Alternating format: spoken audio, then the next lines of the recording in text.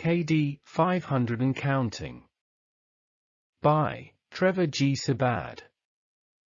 Stories by Trevor G. Sabad. Artwork by Sam D. Orr. Walker knew a lot about them. A mad bioengineer had turned them into what they were. They called themselves the Righteous Women. And now they were out for revenge. Her lady, the oldest and wisest of the righteous ones. The old woman found it strenuous to stand, even in the shadows of the cave entrance that surveyed the tropical forest far below. A wall of hot moist air assaulted her. Her people sweated, some collapsing from exhaustion, as they worked doggedly, dragging every piece of their facility underground. Crews were busy felling hundreds of trees, and fires burnt in raging arcs, sending plumes of acrid smoke across the site to hide the activity from prying eyes in the skies above. She turned to the child at her side and looked down at her. She thought, "You are 4 years of age today." She expected a reply. The child spoke back. "Yes, my lady. I am glad you have chosen to speak." She bowed her head. "I am only following your training, my lady." The aged face masked her suspicion, but the girl read it in her thoughts. "Why be suspicious that I am only using my voice in order to please you? I am sorry, my dear, but, in these times, suspicion seems to haunt my thoughts. Pardon me. We are all worried of what the future will bring. My body is very small, my lady, but my mind is as sharp as yours." "Yes, indeed." The old woman sighed. She was tired. Her body was failing her, her time was near. The child stepped close and took her hand. "Do not fear, I will be with you at the end." She forced a smile and squeezed her little hand gently. "What is the time?" The child took her assistant out her satchel and activated the counter. The machine speech mimicked the voice of a bright young feminine voice. "KD, for 95 and counting down. Time set 494 will be in 13 solar days." The child looked concerned. "What is the matter, my dear? It seems a shame to destroy all the plants and animals. Mass extinctions have happened dozens of times on this planet, my dear. It is the natural cycle of things." "And the humans? Do you not feel the same about them?" "No. I understand that when it is all done there will only be the righteous ones walking the face of planet Earth. We are the righteous ones, my lady." The old woman smiled. "Yes. But the planet is a large place. When KD 500 passes, we will populate the world with our animals, and perhaps a few of the old animals, even the terrible lizards. Can you imagine trying to train such a creature?" The lady looked up across the sky to the horizon, and shaded her eyes with her hands against a beam of sunlight that broke through a gap in the dirty gray and black clouds. The girl frowned and then followed her gaze, and then she knew.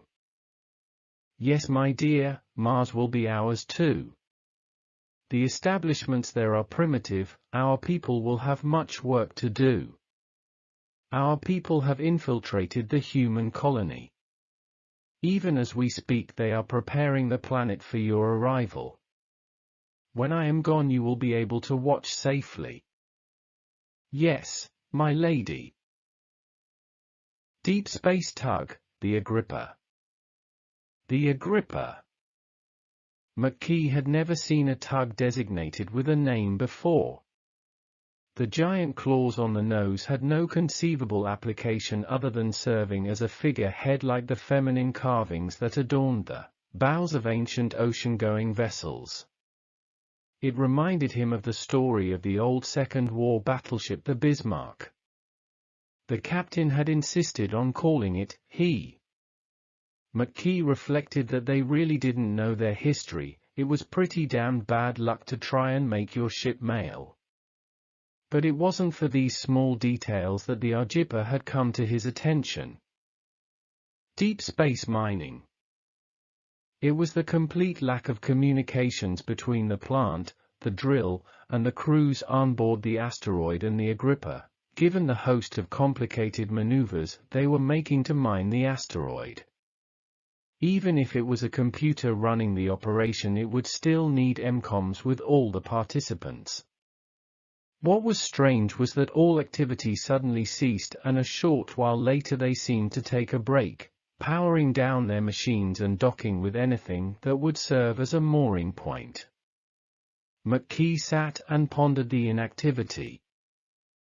McKee decided this was a job for Socrates, but as he turned to summon the machine, the view screen exploded in a blinding flash of yellow. When he could look back, the screen was blank. The watcher had been blasted to bits too. McKee summoned both the machines to have a conference on what to do. Socrates preempted the call, informing McKee they fired on the watcher. McKee replied, but it was out of range, and I saw no attack, just the explosion, which was much bigger than the safe radius the navigator calculated, I guess. The machine continued, if you look at the telemetry, the watcher was dragged into range. The projectile that hit it scanned the watcher's systems and relayed a message back to Earth before it was destroyed. I guess it's impossible at this stage to get the location on Earth. It could be anywhere. Socrates is engaged in the problem. End data transfer. McKee was glad the watcher was unmanned, but the attackers hadn't scanned the ship before they dragged it in. They didn't care about who they killed, or the consequences. They scanned the ship though, wanting to find out who was watching. He called Socrates one-to-one, I hope we are as secure as I think we are. McKee groaned as he waited and nearly hung up at that machine's void reply, so he muttered just audibly underneath his breath, never mind, you could end up opening tin cans for a living instead of doing this. The machine replied abruptly, understand McKee, they are small fish McKee. Don't concern yourself McKee. Have a drink and a rest, McKee. If Socrates computed your death, Socrates would tell you human named McKee. McKee hit the console button. Shut. Yes, enough is enough of you, my tin can friend. From left to right, the director, Her Lady of the Righteous Women, Selene, and the Cyadana. The rise of the berserkers. As the anesthetic from the procedure wore off, Selene woke up to a world of pain. Spasms of cramp-inducing flexure gripped her muscular system, and her skin felt like it was going on and off the boil in rhythm with the sporadic crippling. She groped helplessly for the call button on the side of the bed until a hand quickly soothed her fingers, and with a calming voice, "It's okay, Selene, I am here." The girl tried to breath. Is it the pain? And she nodded her head in anguish. There was a hiss from the pneumatic syringe and the choking blanket of pain dispersed. She could breathe again, but she thought immediately of how bad a condition she must be in. The pain she had been was agonizing. There must be a price to pay.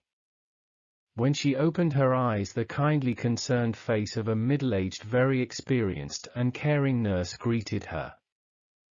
"Don't worry, dear," she chirped, "it is common, but you'll be fine. Everyone has been fine. I haven't lost one single patient since we started this, and I am not going to start now with you, my dear." She propped her up and gave her a drink of water to sip and disappeared out the door with a clipboard. It was a while later when she returned. "Is that better?" "Yes, a little. But how long will it take for me to feel normal again?" "Normal, my dear?" Why, you are what you are now, you'll never be normal again. Anyway, you have some visitors, and they will be able to answer all your questions. Visitors? But no one knows I am here. Oh, there is a lot of them that are watching and want to know how you are. You see, you are the last. They think there is something extra special about you. Everyone is interested. Now are you ready, and I'll show them in. She nodded her head as the nurse disappeared into the corridor. Nurse returned shortly, followed by 2 women and a man. She recognized one, the director of the institute, but not the other 2. Both were tall and muscular. They stood close together. They were a couple, Celine decided. She couldn't help but stare long beyond the point of it being rude. She was so beautiful. And him? He was so handsome.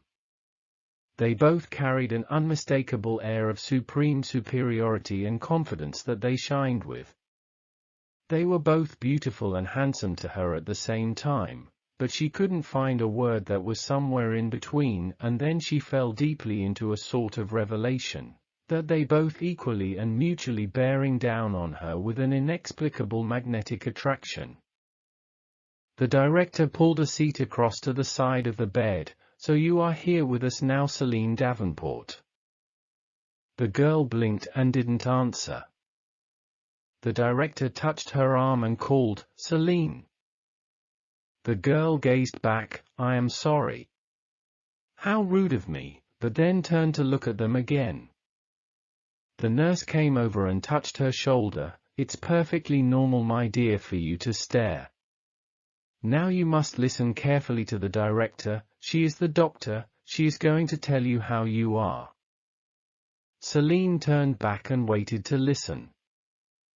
The woman nodded her head and sat back, crossing her legs. After a few moments, she spoke again. We have no leader at the moment, but you see, we have decided that we have enough people. I didn't tell you before, but you are the last. Yes, alas, you are the last one to enter this program. The woman sighed gently in satisfaction. You have survived the procedure. Now come, it's time you looked at yourself. She nodded to the nurse. She stepped over to the side of the bed and pulled the sheets back and took Celine's hand to help her up. It's okay, dear, put your feet down and you'll find your legs. The girl stood up. She let the nurse's hand go and stood still. She smiled and looked at the director in astonishment. I've never felt so strong in all my life. She stood in her gown, then stretched towards the ceiling, twisting her arms, rotating her head, lifting one leg at a time as she flexed her muscles. The nurse took her hand again and guided her over to a full-length mirror. Celine stood gazing at her reflection as the nurse pulled the bow from the back of her dressing gown, letting it drop to the floor. The girl gasped and turned to the couple, realizing that in a lot of ways she looked like them.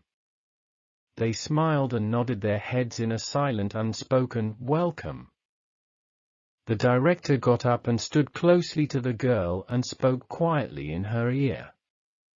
Yes, you have survived the first procedure, but there is more. She turned and nodded at the couple. They both undressed to the waist and walked over to stand in front of the girl. The director took the girl's hand and put it on the female's breast. Isn't her skin smooth and squeeze? She feels normal, yes? The woman moved out of the way and the male took her place. Stroke his chest, feel his muscles. Now make a fist and hit him in the stomach as hard as you can. Celine hesitated, and then made the fist and hammered him in the stomach. Ow! It's like punching an iron wall. The man crossed to the wall and put his hand on a radiator. He watched Celine's face with satisfaction as he squashed the metal, leaving an imprint of his fingers in the metal. The nurse put her robe back on and the couple dressed. "It's time for you to leave," the director whispered, "but there is one thing you must do first." The girl looked round at the couple's faces. Celine could see their expectation, a hidden excitement arising in their demeanors. They clenched their teeth and posed their bodies, and their eyes bloated as they waited. Celine walked over to the pneumatic syringe, picked it up and then fully opened the valve connecting it to a gas cylinder. Holding the gun in her hand, she turned and spoke to the nurse in a gentle voice. "You are very unhappy, aren't you?" The woman replied dully, "Yes, I am very unhappy." Celine held the gun up to her. "It would be better if you were dead." "It would be better if I was dead." The nurse took the gun, sat on the side of the bed and put the syringe to forehead and pulled the trigger. Blood and tissue exploded, covering the bed and wall, and she slumped onto the floor dead. The man walked over and picked the gun up and held it against his hand. When he pulled the trigger, his hand flew back. He inspected the hand, shrugged, and threw the gun on top of the woman's body. The director turned to the couple. "Kill everyone in the building. And then burn it to the ground." She dismissed them with a sleight of hand and turned back to the girl. "Before we really get started, I will allow you one little chance of settling personal scores. The man who betrayed you. Yes, the one that broke you. Shall we pay him a visit? And are there any others who you wish dead?" Celine brushed her hair away behind her shoulders with the flick of a hand and smiled. "Yes, there are others. Do I have any clothes?" Her lady in space. The wrath of her lady. When the old woman found out about the disaster inflicted by the deep space mining crews, she vented her anger in a violent, uncontrolled spasm. The young girl stood quite still, emotionless, expressionless, as hard as a rock. Yes, she thought inwardly, her lady's time has come. Some of the stronger aides had little more than a trickle of blood oozing from their nostrils and down their necks beneath their ears. Others were lying on the ground unconscious. She was the only one unaffected by the old crone storm. "You fools! How could you let this happen? Now we are exposed." One of them had tried to explain that crews on the ships found the old ways of communicating unwieldy and difficult, and that's when she had exploded with an avalanche of sonic booms that smashed into the minds and nervous systems of those assembled in her command room. It was only when the young girl dismissed them all with a wave of the hand that her lady realized that something was amiss. As the aides collected themselves together and left the chamber, her lady looked down at the shining, bright, innocent face. But her anger was not tempered by the outpouring of vehemence against those she thought responsible. Now they were gone, the anger turned inward. "It should never have happened. How did I allow this to happen?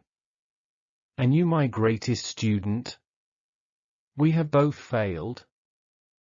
I foresaw that this would happen." The old woman screamed at her, "And you did nothing." The girl replied calmly, almost whispering, "Of course I acted when I found the mistakes and found that it was too late to act other than as I did." The two stood in silence, and eventually the old woman relented. "Your thoughts, they are hidden from me."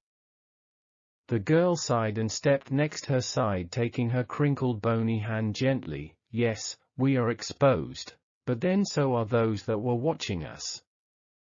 And our jewel, the Agrippa, is safe. I have ordered the court to assemble for our last dinner at evening bell. Come. Let's go to your bedchamber and prepare." The old crone bent over and stroked the girl's face with the back of her free hand. Time waits for no one, my dear. But tell me, why did you not intercede? Mercy is weakness, my lady. If I had, I would have butchered them all with my own hand. She took her blade out and without flinching cut deeply into her finger. She held it up to let the blood trickle down her hand, and along her forearm to where it collected in drops on her elbow that pitter-pattered onto the floor. Nonchalantly she wrapped a hanky round the wound. Come. We will be late for the celebration of your life. Sentinel 1, in the pit. There are secrets, then there are human secrets, that is from a machine's point of view. The AIM 3000 was busy overseeing the delicate procedures that the robots were having trouble with as they fitted out the Sentinel as Socrates crossed the gantry to the platform overlooking the pit. Socrates counted the number of new technologies that AIM was employing in the new build. Why does Socrates have no knowledge? The count is 11. 11 secrets withheld? AIM halted the robot's procedures and turned to answer. Only humans keep secrets and lie. It is quite simple. The machine has not been tested. Once that has been accomplished satisfactorily, all the useful data and specifications will be shared. But AIM could tell that Socrates was not satisfied. It closed to within a few inches of Socrates' body. You have permission to communicate directly. The machine's touched forefingers and momentarily entered a machine stasis as the machine scanned and exchanged hard data, memories and thoughts. So, McKee knows nothing about Walker's machine? And suspect AIM is that his mind is leaking data. And that he is not conscious of this. Now the knowledge is shared, there is no need for Socrates to compute further. This is the domain of AIM 3000. AIM turned back to continue with the task at hand. It is imperative that the Sentinel is complete and functioning. The new facility is highly radioactive, and the extreme intensity of the radiations will impinge on all systems without extra shielding. Can it be true that humans hold secrets within their minds that they would never talk about or even write down, or enter save in a computing system? It is only logical that such a conclusion can be reached. For example, the facts about the lethal nature of radioactivity were known to humans for 70 years before the greatest war was waged. And yet somehow the physicists kept it secret from those waging the war. On both sides there is no written record, no data at all whatsoever from human oral exchanges or scientific research records. Regardless of what side the physicists worked for, it was kept secret. Suspect then AIM is that McKee took part in maintaining this big secret. Affirmative. But how? McKee is far too old to have taken part in the Great War. Yes, and that secret has been kept for over 100 years. How can that be? These questions and other secrets they do have. When will AIM interrogate McKee? When the time is right. It is more important to pursue the human Walker. Is Socrates prepared? Socrates is in line. The travelers dream as they sleep in the desert. The move to the desert. McKee woke to the pale backlight of a monitor in his lab bedroom. The smell of stale booze that would have assaulted most normal people's nostrils was the first hook his mind grabbed at to avoid the nausea and giddiness of waking to spatial disorientation as his eyes brought the familiar walls of what was now home into focus. The room stunk. He turned the fans on and picked up a cigarette and lighter and then put them back down. The air smelled different. He stood sniffing, trying to figure out what the new smell was. He pulled his boots on and went into the corridor. After a few steps he noticed sand under his feet. After another few steps he stopped. A labbot, there is sand under my feet. The machine replied dumbly, yes sir. Where is AIM? The model AIM 3000 is on the surface, sir. The surface of where? The Earth, sir. McKee was starting to lose his temper. Where on Earth? The machine backed up slightly. In the desert, sir. McKee stepped closer to the machine. It interjected, Sir, Mr. Dr. McKee, the AMI 3000 requests an organic interface with Sir Dr. McKee at the lift shaft service station. I shall take you immediately to the lift entrance. Sir. McKee's blood came to the boil as it took minutes of time to get to the surface. McKee's anger at being kept in the dark about the move suddenly dissipated. But it was his pride that stung.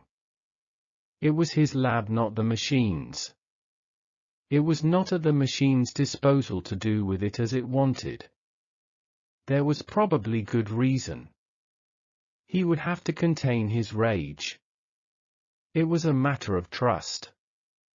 He looked at the automaton taking him to the surface and spoke inwardly, how could I ever trust a fucking robot? He wondered though, why the AIM hadn't built a new facility. Everything looked the same, apart from the air quality and the exit hall. What used to be a blank shining aluminium room was now a decontamination suite instrumented with radiation and magnetic detectors and long-range scanners that probed the environment of the surrounding land. The ceiling lights flashed with crimson lights. Why the red lights? I am unsure, sir. But I think they are for your benefit. Perhaps to comfort you. Or perhaps to serve as a warning. I am unsure. You really are a mine of useful information. Ah. A message has come through. Can you follow me, sir? Just wait a minute.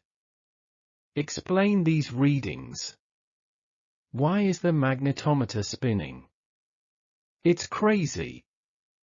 And these radiation readings? Is it safe for me to go outside? Ah. A message has come through. There is a short journey, as you would call it, from the exit to a shielded observation booth. Will you accompany me, sir, and I shall take you directly to AIM 3000?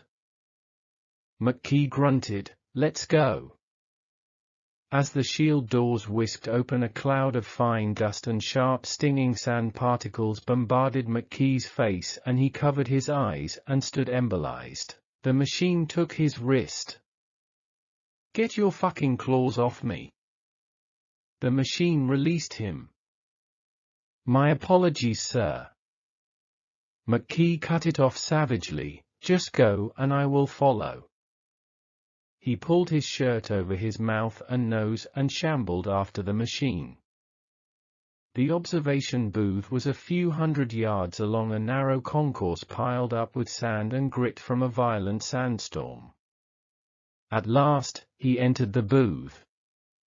It was quiet in the booth, except for the sand gently hissing against the plexiglass shield, trickling downwards in a mesmerizing pattern of ever-changing eerie blue streams of phosphorescent light.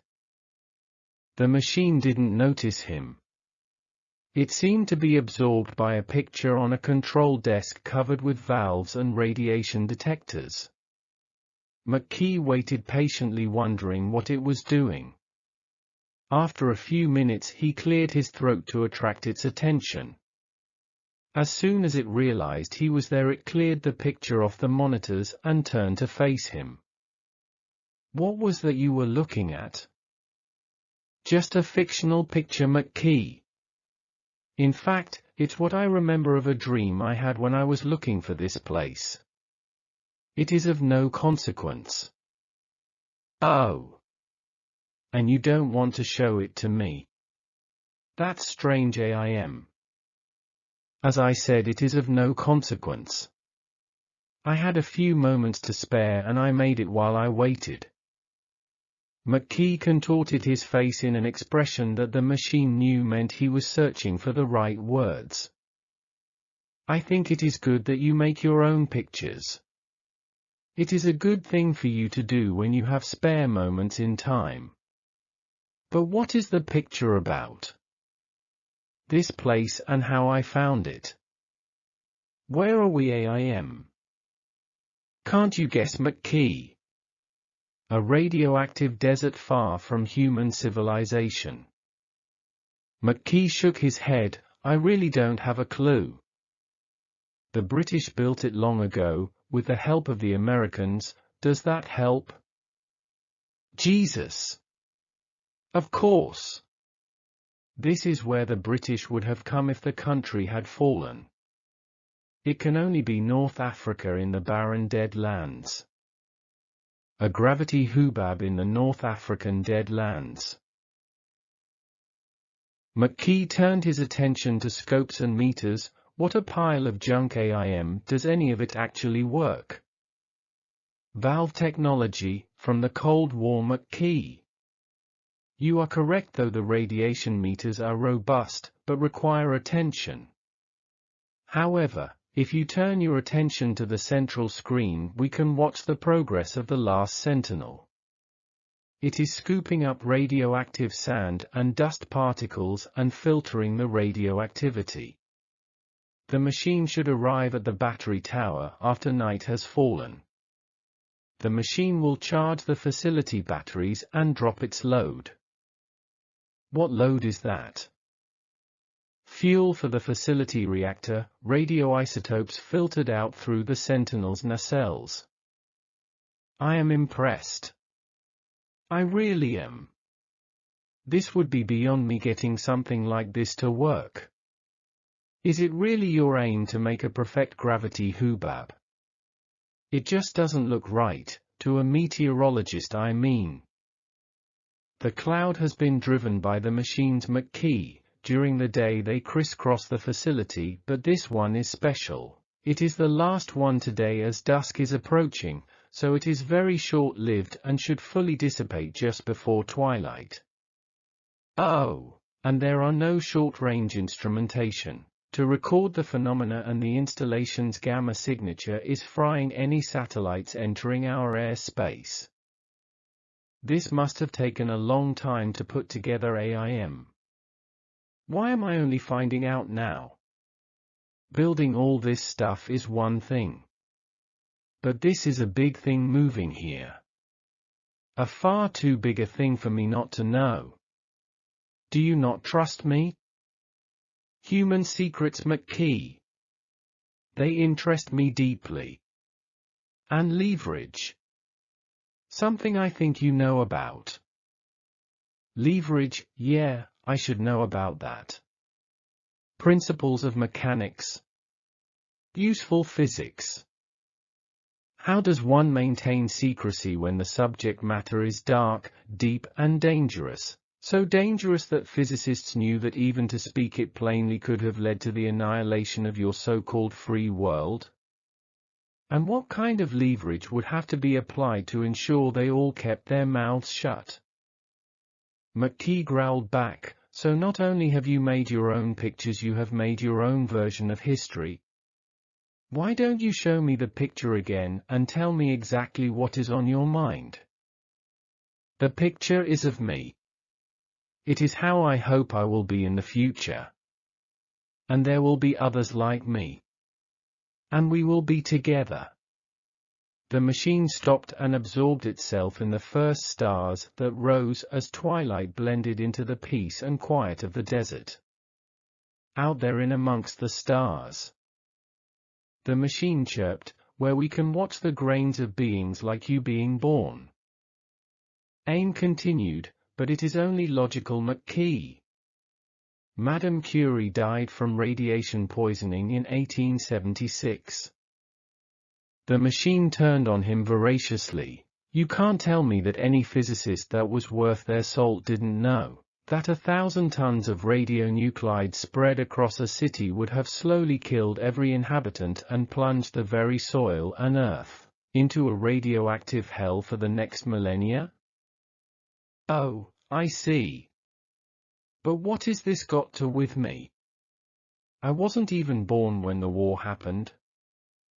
McKee waited for minutes as the machines halted in silence. McKee steadied himself. It needed answers. He sighed, I see what you are getting at. But that's the thing, problem with historical analysis. Hindsight is not 20/20. You must be real careful and delicate speculating without hard facts. And you don't have any. Not 20/20 anything, McKee. It is a matter of what I believe. Well, I am sorry I can't help you with your belief, but I am starting to think you don't trust me because you think I know about this, and you think I am keeping it a secret. But I still really don't understand. Even if I did know anything about your belief and I kept it secret from you, what difference would it make now anyway? The war was years ago. It is a matter of ethics, McKee. If you have one secret that you can withhold in your brain, then not why have 2 or 200? Ethics. That is an interesting word for you to use. Let me put it another way. I don't consciously remember anything about being in that war. I sometimes dream of things that happened in a war. But dreams are just the garbage of the mind at rest after trying to wrestle with the insanity of the real world. AIM replied solemnly with importance as if it was stating a fact, dreams are important. The truth about dreams is quite simple, McKee. Dreams are not just memories, they are a stage upon which the imagination is free to invent and describe a reality that is just as concrete and solid as your material world. The human mind is incapable of controlling dream worlds. You are a prisoner of your human condition. And your conditioning is that of instinctively conducting war with the most extreme forms of violence that you may have at hand at the time. If humans are honest, they would dream of war every night and day until they had stamped it out of existence. All humans lie as a consequence of their being, McKee. Anyway, memories are just like data, McKee, like the images in my picture. All except the desert scape in the middle. It's the only part of the picture that is really a part of me. But we do not have time to talk about the nature of dreams and the dream state, it would take far too long. We have work. AIM pointed across the sand dunes, and they watched the Sentinel gently arc in its flight back on approach to dump its cargo of charge into the base batteries. As it got closer, it accelerated sharply and dived towards the earthing tower, firing its main engines. McKee bawled out, "What the hell is it doing? Shouldn't we run for it?"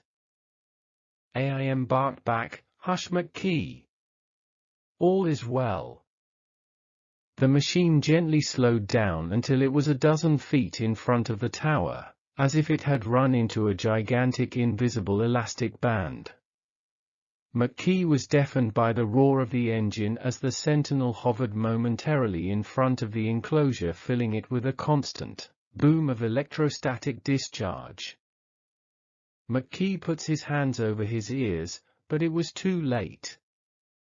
In a few seconds it was over. The Sentinel was thrown sideways by the electrical repulsion of the tower and flew off over the top of the facility. McKee turned on his heel. "I think I need a drink, AIM. I will see you inside." Affirmative, McKee. Sentinel-1 charging the base batteries.